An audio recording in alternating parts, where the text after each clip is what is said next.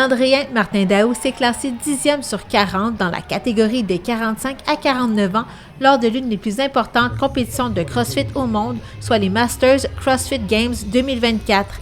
Il a été agréablement surpris de ses performances qui se sont déroulées du 29 août au 1er septembre dernier à Birmingham, aux États-Unis. Je savais que mon potentiel, c'était le top 20. Je m'étais dit, si jamais je fais 10e position, un top 10, j'ai dit, ça va être comme l'extase. Fait que le fait de l'avoir fait, puis que je le mérite vraiment. Là. C'est pas une luck que c'était mes workouts. Là. Je te dirais que c'était beaucoup sprint, ce qui est pas moi. Moi, je suis plus un gars que quand c'est long puis tough.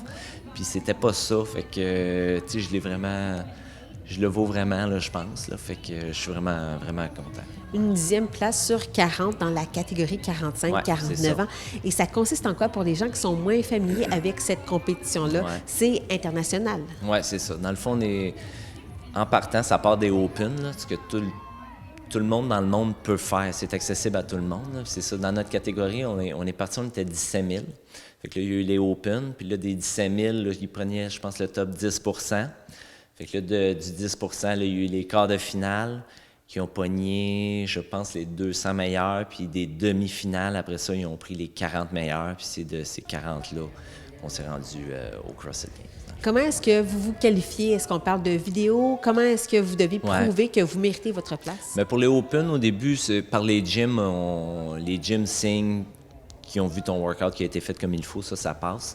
Mais pour les quarts de finale, semi-finale, si tu sais que tu vas te classer, il faut vraiment les vidéos. Sinon, ils acceptent pas les scores. Fait qu'il faut des vidéos, puis ils checkent, puis ça arrive aussi qu'ils te déclassent. Là. Si t'as pas bien fait ou ils trouvent que les reps n'étaient pas bonnes ou des choses comme ça, ou mal filmé, ou t'as oublié de filmer des poids, ça se peut qu'ils te déclassent. Fait qu'il faut que ça soit bien fait. C'est une chose que ça m'est déjà arrivé dans le passé pour une compétition...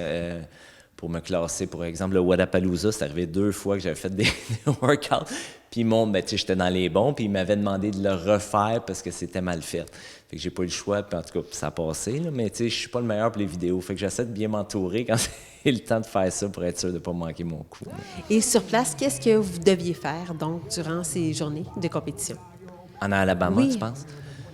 Écoute, là, il y a eu un peu de tout, là, dans le fond. Il y a eu des épreuves de force, de vitesse, d'endurance, puis, on a eu, écoute, là, je pourrais dire un peu, pas mal tous les mouvements. Il n'y a pas eu beaucoup de machines, ce qui est une de mes grosses forces, là. C'était pas tant des workouts longs, comme je dis, qui n'était pas à mon avantage. Il y a eu du hustle bike, dans le fond. Là. Il n'y a pas eu de rameur, il n'y a pas eu de ski ou juste de vélo. Ça, il n'y en a pas eu, mais... il y a eu de la course à pied, il y a eu des montées de cordes, élever des sacs de sable, il y a eu des poids, de l'arraché, du clean, des burpees, des muscle-up, il y a eu à peu près de tout, là, dans le fond. Là. Et ce qui est intéressant et fascinant dans votre cas, c'est que vous avez bien failli ne pas vous rendre. Oui, c'est ça. Ça tient du miracle. Écoute, j'ai eu un accident de travail juste avant les semi-finales, puis écoute, je me suis vraiment blessé, j'ai eu mal au dos beaucoup, puis une semaine avant les semi-finales, j'étais couché dans le lit à appeler ma blonde, puis j'étais même plus capable de bouger, là, je voulais qu'elle m'aide à me lever. Fait que c'est un miracle que je me suis rendu, là, dans le fond. Juste, j'ai attendu les 2 premières journées, là, quand ça commençait, les demi, pour me donner le maximum de temps avant de les faire. Puis c'est ça, écoute, ça a été pénible, là. Je massage, étire, réchauffe. Puis j'ai fini par faire les workouts, mais j'en reviens même pas que j'ai fait ça. Puis je me suis qualifié quand même. Puis juste, je suis arrivé 36 parce que c'était les 40 premiers. Fait que très content. Ouais. Oui, non seulement ça, c'est un miracle, mais aussi c'était un rêve réalisé pour vous parce que ça fait 9 ans que vous vous entraînez, que vous faites du CrossFit et c'était un de vos objectifs. Oui. Quand j'ai commencé ça, je me disais, je vais aller là un jour, tu sais.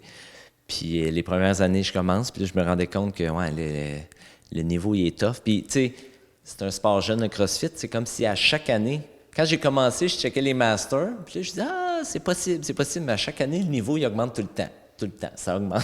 Fait que là, je me disais, là, ça marche pas, tu sais. Puis finalement, j'ai fini par avoir ma place, là. Fait que non, je le vaux à cette heure-là. Qu'est-ce qui vous gardait motivé? Ouais. Mais j'adore l'entraînement, puis j'adore les compés. Mais tu sais, même si j'allais pas au CrossFit Games, c'est pas grave. Là, je fais beaucoup de compés dans le coin au Québec. J'avais fait des grosses compés aussi, les Wodapalooza, les Legends. Ça, c'est des affaires que j'aimais faire aussi. Fait que, non, j'adore ça. Fait que c'est pour ça. Fait que même si j'allais pas là, c'était pas grave. Mais là, c'est comme la cerise sur le sundae. Là, je peux faire un check sur la liste que j'ai fait ça dans ma vie. Là. Et quel impact est-ce que ça a dans votre vie de vous entraîner, de faire du CrossFit? Oui, au niveau physique, mais aussi votre santé mentale. J'imagine que c'est bon pour vous? Oui, oui. Il y a une fois dans ma vie que je tombe en dépression. Ben, tombe en dépression. Mais... Non, mais quand on a eu nos enfants, on avait rallongé la vieille étable. En tout cas, j'ai travaillé beaucoup, puis c'est comme la seule année dans ma vie que je ne m'entraînais pas.